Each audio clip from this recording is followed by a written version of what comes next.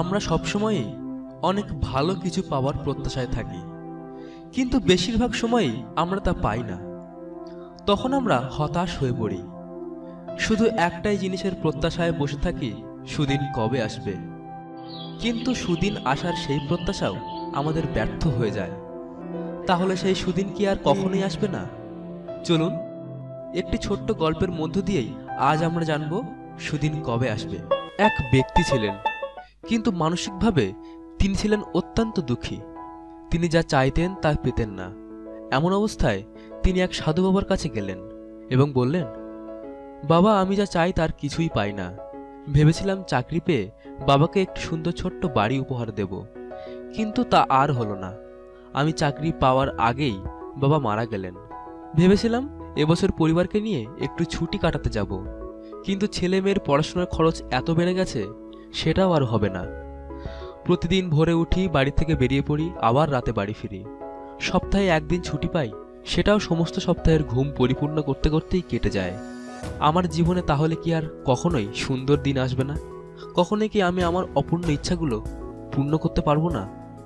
সাধু বাবা তার কথা শুনে তাকে পাশের একটি গোলাপের বাগানে নিয়ে গেলেন এবং বললেন, এই লম্বা বাগানের পাশ দিয়ে তুমি যাবে এবং সবথেকে সুন্দর ফুলটিকে তুলে নিয়ে আসবে। কিন্তু শর্ত একটাই, যে ফুল ফেলে রেখে তুমি সামনে এগিয়ে যাবে, ফিরে এসে সেই ফুল তুমি আর তুলতে পারবে না। আর হ্যাঁ, ফুল তোমাকে আনতেই হবে। সাধু বাবার কথা মতো তিনি এগিয়ে যেতে থাকলেন। পথে তিনি অনেক বড় ছোট সুন্দর ফুল দেখলেন, কিন্তু সামনে আরো ভালো ফুল পাবেন ভেবে এগিয়ে গেলেন। একেবারে বাগানের শেষ প্রান্তে এসে তিনি কিছু শুকনো ফুল দেখতে পেলেন। কোনো উপায় না দেখে এই শুকনো ফুলগুলো থেকেই তিনি একটি মোটামুটি ভালো ফুল তুলে নিয়ে গেলেন এবং সাধু বাবাকে দিয়ে বললেন, আমি অনেক সুন্দর ফুল দেখেছিলাম, কিন্তু আরো সুন্দর ফুলের আশায় সামনে এগিয়ে যেতে যেতে অবশেষে এই শুকনো ফুলই পেলাম। তখন সাধু বাবা বললেন, আমাদের জীবনটাই এই ফুলের বাগানের মতো। সেখানে ভালো খারাপ ফুলের মতো অনেক ভালো খারাপ সময় থাকে। আমরা সেই ছোট ছোট ভালো সময়গুলোকে এড়িয়ে ভবিষ্যতের কোনো এক অজানা ভালো সময়ের প্রত্যাশায় বসে থাকি। এমনি করেই সময় ফুরিয়ে যায় আর পড়ে থাকে কিছু শুকনো ফুল।